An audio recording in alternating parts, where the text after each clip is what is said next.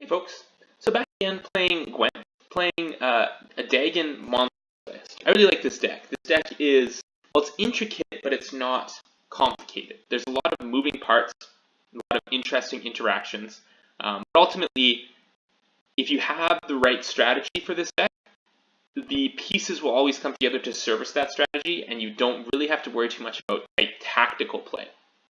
It gives you kind of leeway to just plan the rounds the way you want them to play out, and then really execute a strong plan. And honestly, that's good enough, I think, in Gwent. A lot of times you're competing against decks that just have built-in failure modes, decks that have, the opportunity to just lose to their own bricked hands or their own like bad luck on create cards and stuff. And so having a deck that just works, I think, is a good plan right now. As for how the deck works, well, we always lead on Arc-Spore, which I think is my favorite bronze unit in the game, and I think it's the best play in the game onto an empty board. I think the only things that can really compete with it in terms of plays onto an empty board are Half-Elf Hunter and Slave Driver, and only because those two cards create multiple units in decks that care about having a lot of units.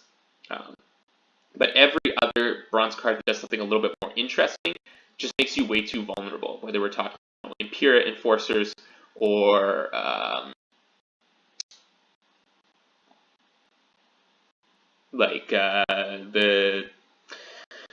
drawing a blank. The Cursed unit that makes itself, or any engine card like that.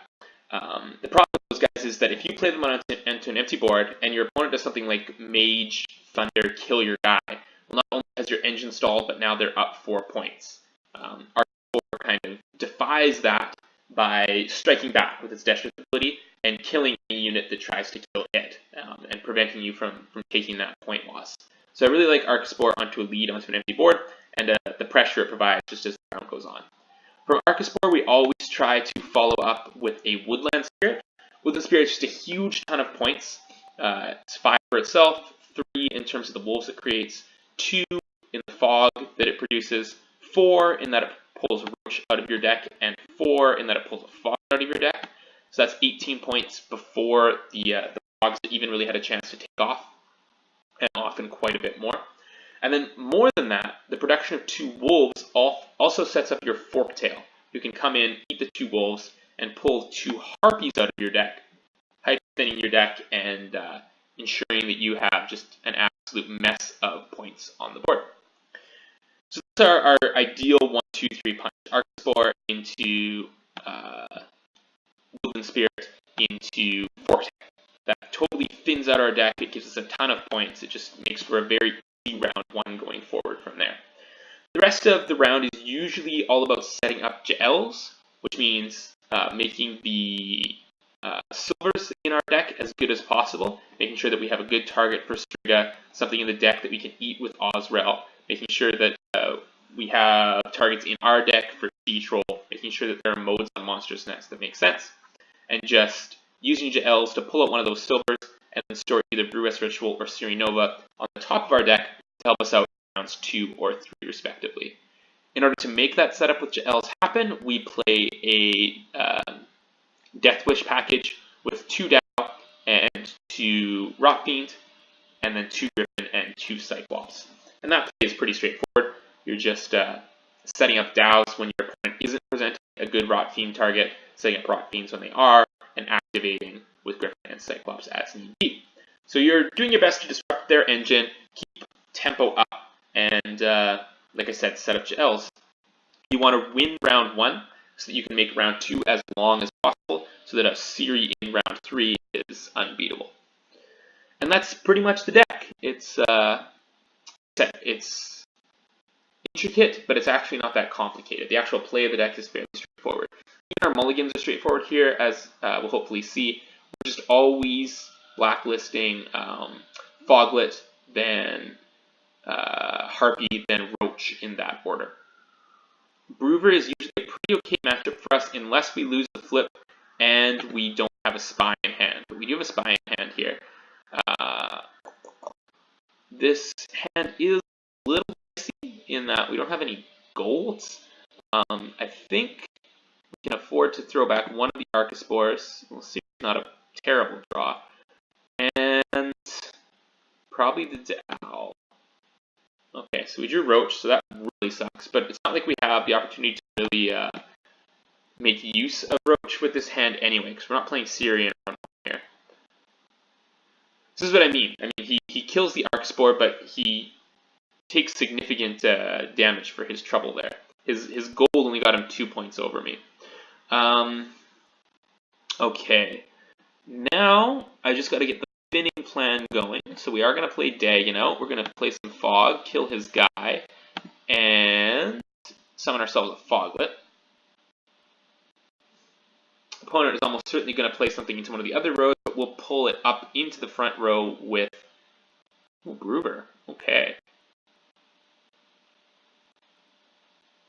With our spy, if need be. He kills Dagon. That's all well and good.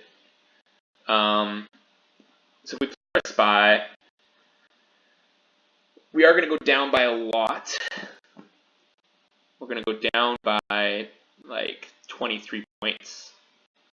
So if he passes, we can still Siri, and the Fog will win things for us. So yeah, there's no problem with us playing our spy and pulling. There we go. That's beautiful. Pulling Cleaver there into the top row. Opponent does pass out, so we will Siri. And then the Fog will win us the round. Okay, so a little rough there. We had to use our Spy and Searing Nova to come out ahead in that round.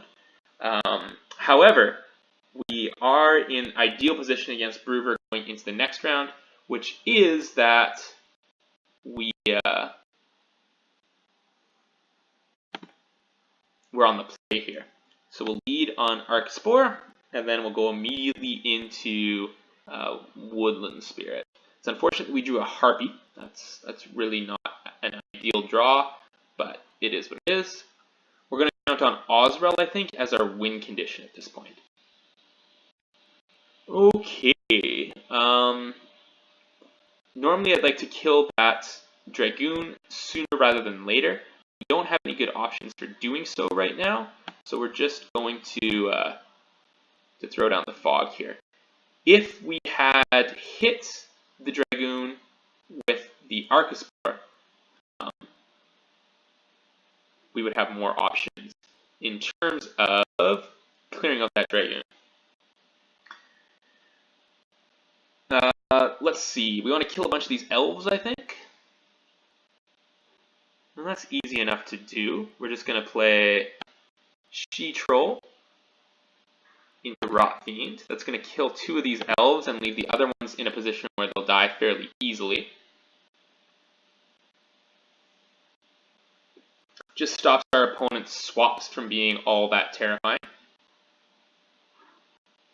Hopefully our opponent is playing something around the 7 power level here.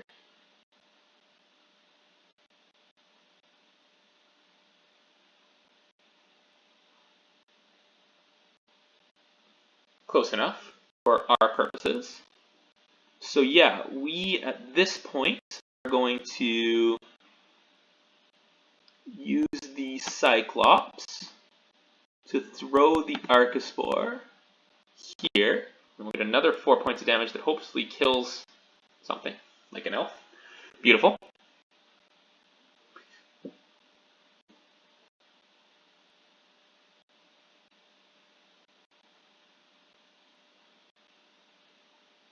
Alright, now it's all about the Rot Fiend game. So we'll play our first Rot Fiend here.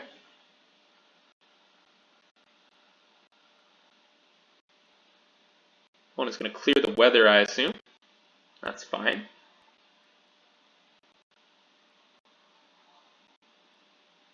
Our turn again.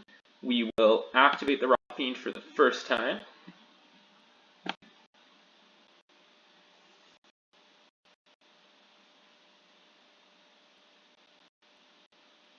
Opponent makes some half-elves. We will activate the Rot Fiend for the second time. Or do we want to make a second Rot Fiend first? could do that. Yeah, let's do this. Let's make another rock theme here.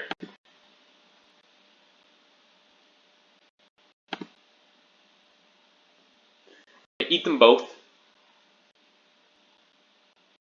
And that's going to deal a bunch of damage.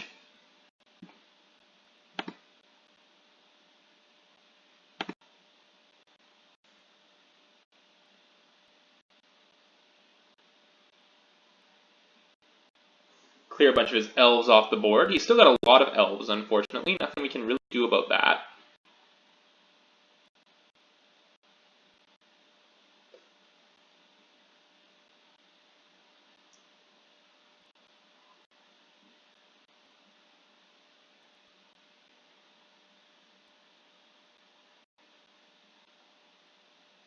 Now, the remaining question is whether we play the Osrel now, or we save it till the next round.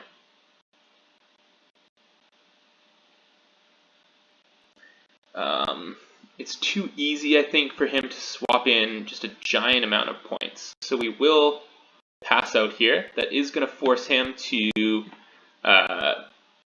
come and meet us even on cards, which means we're leading into the last round, which is exactly where we'd want to be against Bruver, except that we had to use our Siri Nova in the last round.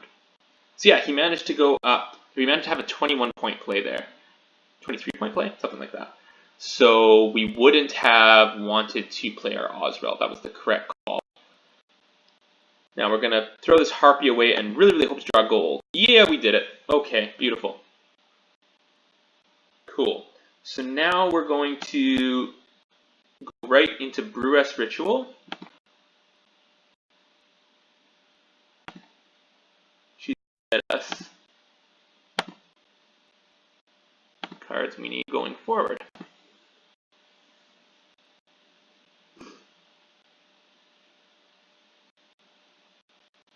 Opponent has a spy for us here. Okay, that's 100% fine by us. We'll activate the Rock Fiend. Cool, that does nothing. We've got a nice little forfeit. Yeah, so we had 18 points there as our final, so we were good to go. But yeah, so that's Death Wish against Bruver. Bruver probably being the most played deck on the ladder right now.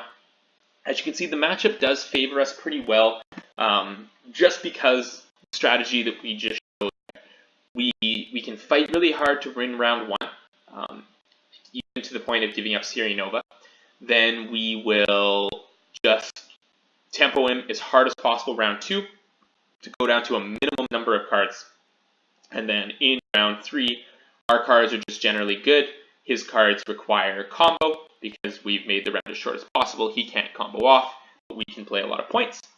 And that's how she goes. Thanks so much for watching. See you later.